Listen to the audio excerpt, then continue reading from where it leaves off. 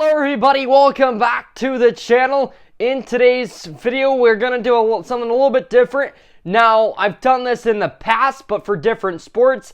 Today, I'm going to share with you how I prepare for a minor league hockey broadcast as a 14-year-old sports broadcaster. Now, if you don't know much about me, I'm Grant Dahlstrom here on YouTube as Grant the Broadcaster, and I'm a 14-year-old sports broadcaster. I do games for the online platform QC Sportsnet, and I do minor league hockey games, which we'll get to in a moment. Also high school basketball, high school football games, all at just 14 years old. So hopefully you'll join us today as I share with you how I prepare for a broadcast as a 14-year-old broadcaster. All right, so to give a bit of a better view, I decided I'd move on back here, present on the TV. I'll go through all of this in a second, but first I want to give you kind of my thought behind this. Now, just make them in Google Docs. They're called spotting boards. And if you're unfamiliar, most broadcasters use them. They'll put the rosters, they'll put the stats, everything you need on them.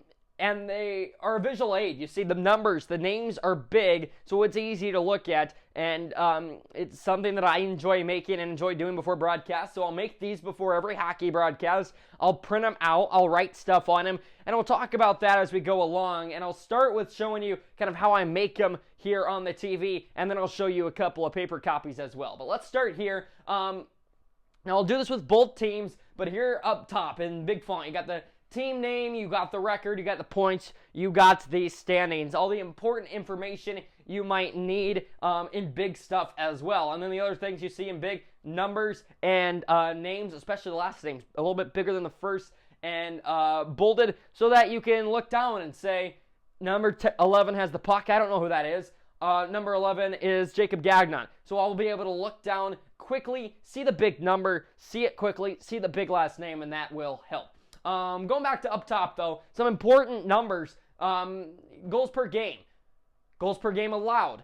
Once I print them out, I'll write on top. Maybe this is second in the league. Maybe this is fifth in the league. So I try to save space while typing, save time while typing, and just write it out by hand after, because even writing it out by hand can help you remember it better. So then power play, penalty kill, last 10, head coach with the year that they are in next to it. Some of that important information up top. Now when you look back down at the players, you'll see their height, weight, position, their stats, and then a lot of interesting facts. Now online at SPHL.com, which is what the league that I do happens to be, as I do some of the Quad City Storm games is what we're doing here.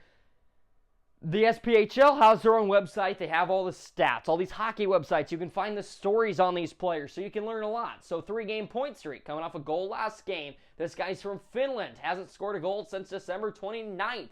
The defending player of the week in the league, signed to a trade a couple of weeks ago. All the stuff you would need, and as many broadcasters say, you only use like 10% of this stuff. I say that I don't do as much as obviously all the pros, so I'll use a lot more of my information.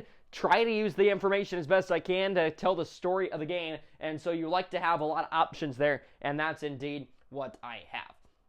So scrolling down, it's the same for just about everybody. I'll do it for the other team as well, and that is always a fun part of the preparation process, getting familiar with the teams and making these as well, because I enjoy it. Now, if you want to look at a bit of a physical copy, we will show you that. So now back down here, physical copies of these spotting boards is one that I make big enough so I can jam all the information I need on it. So here you go. This is a full-size one. As you can see, make them for every single game. What I do is I make those on legal size papers, print them out, and here is the finished product.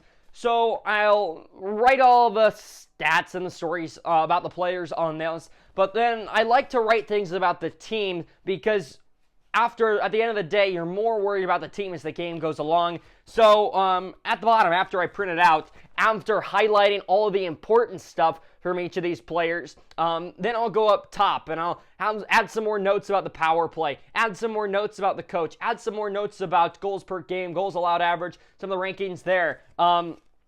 On this side, I even put a key to a game because of an interesting fact that I found out there.